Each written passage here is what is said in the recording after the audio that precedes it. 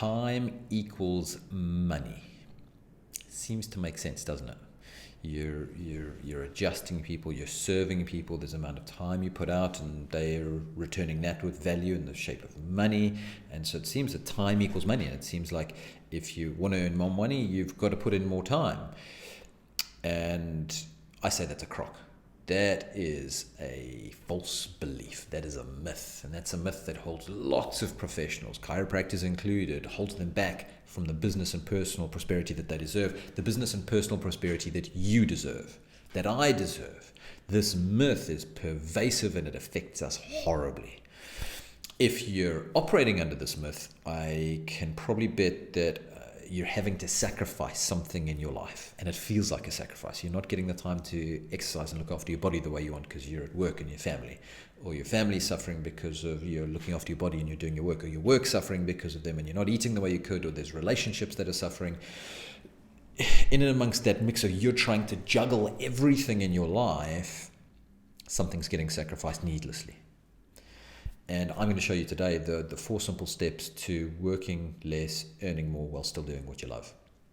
And it really busts this myth that time equals money. And there's 4 simple steps, 4 steps of leverage that I'm going to show you to help you to dismantle this myth and to flow more smoothly through your life, through your practice life, through your home life, have deeper relationships, be able to earn more money and enjoy it. Because if we are operating at a time equals money, you put in more time, you work harder, you might get more money, but now you're time poor, maybe you're energy poor as well.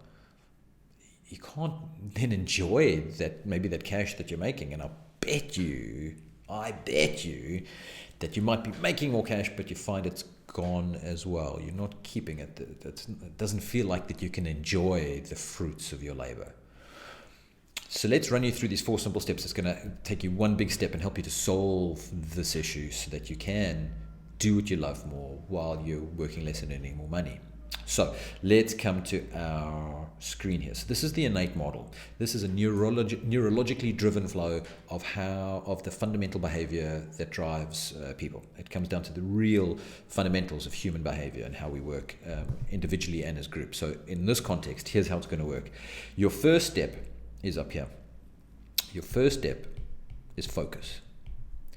Because one of the problems when we're trying to work more to earn more, work harder, work more to earn more, is our focus becomes lazy and we end up saying yes to too much. And so we have no focus because all around we just have lots of stuff we've said yes to. Things in our practice we have to do, tasks to do, people to adjust, people to serve, meetings to be had, phone calls to be made, reports to be written, training your staff, handling small issues when they come up, putting up big fires when they come up.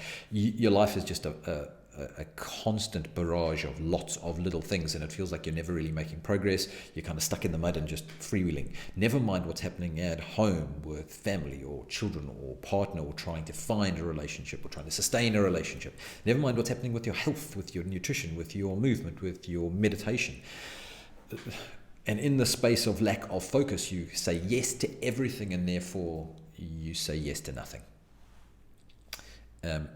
The Eastern parable of to catch 5 rabbits, you must start with 1 is very true here. And so when it comes to focus, what we want to do is we want to get very clear on what makes our heart sing. Because if we're in the state of saying yes to too much, the things that used to make your heart sing, like you used to love being in practice, you used to love adjusting people, you used to love serving people, but that love starts going down and becoming a have to, and then a must, and then a should, and then a need. I need to adjust people today. That's a very low level of energy. That's a very low level to be operating on. So when it comes to focus, we can still stay in yes, but we're going to decide what we are saying yes to. If you want to catch 5 rabbits, start with 1. And so focus is on family, or is focus on finances, is focus on your business. And while all these are linked, they might be very different as you focus on your health. Now, this can actually get really, really tricky. As you focus on other relationships,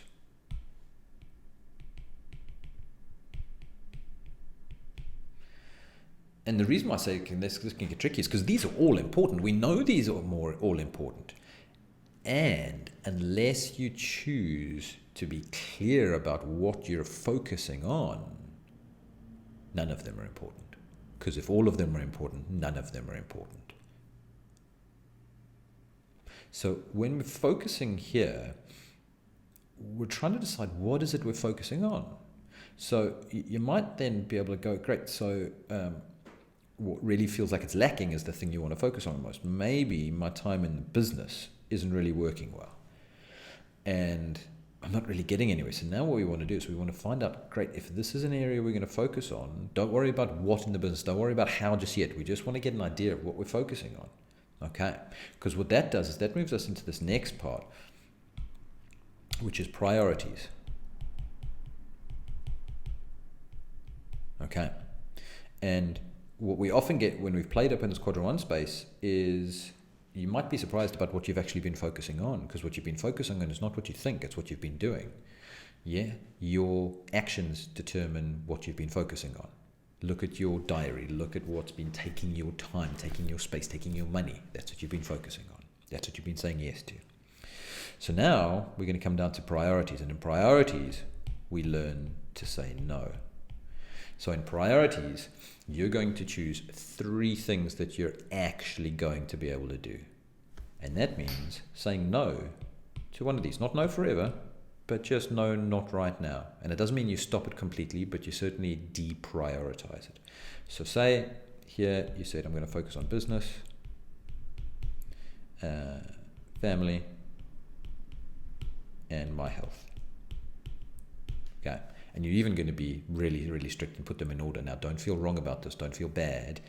Just because you might put family under business for now doesn't make you bad or wrong. This is what is most important to your happiness. We're maximizing for happiness here. So you're learning to say no to the other ones, and you're maximizing for happiness, for satisfaction in your life, for a feeling of fulfillment, a path towards fulfillment. So this is really tricky.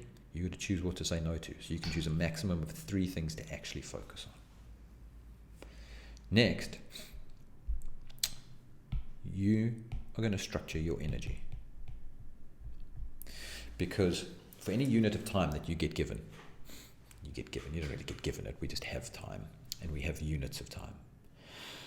If you have a certain unit of time, call it an hour, and you've got a task to do, maybe you've got to write reports or make phone calls or just train your team. In that unit of time, that hour, that time is not actually what matters the most. Because in that hour, if you come in a low energetic state with low energy, you're not going to accomplish much in that time. You won't be as connected to people, you won't be as inspiring, you won't be as engaged, you just won't get much done in that time. But if you come in with higher energy, you will breed higher energy from the people you're engaging with. You will get more done, you'll have better results. Think of an adjustment space. An adjustment takes what, a couple of minutes? If you come into those few minutes, those few moments with high energy, high focus, high priorities for what you're doing with that person, you will get so much more out of that unit of time, that adjustment, that moment. But when we come in with fuzzy focus, unclear priorities, then we're coming into this time, and that's where we feel we don't get much done, and that's where you feel you have to spend longer and longer with somebody doing more and more. But with a clear focus and clear priorities, we can come in, we can adjust that one specific space, do that one beautiful adjustment that needs to be done today, and then leave the rest for tomorrow, because that person feels connected. We've got a job done, they get the result, and we move on. So the energy that you bring to the space is a product of your focus, and is a product of your priorities, and it's a product of your habits. And your habits determine your destiny. What are you doing to keep your body giving you energy? What are you doing to give your mind giving you energy? What are you doing to keep connected to spirit? So it's your habits. Are you coming to work and trying to adjust on a really full stomach in the morning? Well, that's not a high energy space. That's a low energy space. Or after lunch, your first few visits, are they a little bit fuzzy and hazy because maybe you've had too big a lunch? Maybe that needs to change. Do you go to lunch? Do you go to gym in your lunch break, and then are you tired afterwards? Or are you energized afterwards? So what we do is we find the habits that energize us, and you say yes to them, and you maximize those. And you find the habits that drain you, and you say no to those, and you minimize them. And what are your habits just before you go into an adjusting shift? How do you get yourself into a high energetic state so that you're present with people? Create structure. This is a place of rhythm and routine and rituals. And your habits create your destiny. And then, the fourth step, because those are your first three steps. So your first step was focus. What do you say yes to? Your second step was priorities. What do you say no to? Your third step was energy. How do you craft your habits? And now, the fourth step is action. Because now that we have clear focus, now that we have clear priorities, now that we have higher energy state, now, how do we take action? And here, in this place of action, you worry not a jot about failure. You actually invite it. Because you know failure is feedback. That's what that says, and I've written it over red. Failure is feedback. It tells you what hasn't worked. When you get success, it tells you what has worked. But in this space, this quadrant 4 space we call it, this action space, you're actually more worried, not worried, you're actually keen to find out where you're wrong. Success is great. Success kind of builds us up and that feels good. But you're actually keen to find out where you're wrong, because then you know you can reinvent it and you can find out, great, was I focusing on a useful thing or the right thing or a useful thing at the time? And you can learn what you've been saying yes to. Then you can figure out again, what do I need to say no to? Then, what energy did I bring to the space? Team training didn't go well. Adjustment didn't go well. My focus was clear. My priorities were clear, but I didn't bring high energy to it. Okay. And then, once that goes well, you're taking action again, and you're on this refining loop. And this is something you can run for yourself. You can run it in your business. You can run it in finances. You can run it in family. You can run it in relationships. You can run it in your health. Focus to priorities, to the energy you bring, to the action you take. 4 simple steps to work less but earn more, because you're getting better results for the unit of time that you put in, and you're doing what you love because you've focused on what you want to say yes to, what makes your heart sing. You've said no to the things that are low value. You've brought beautiful energy and you've taken action. Enjoy.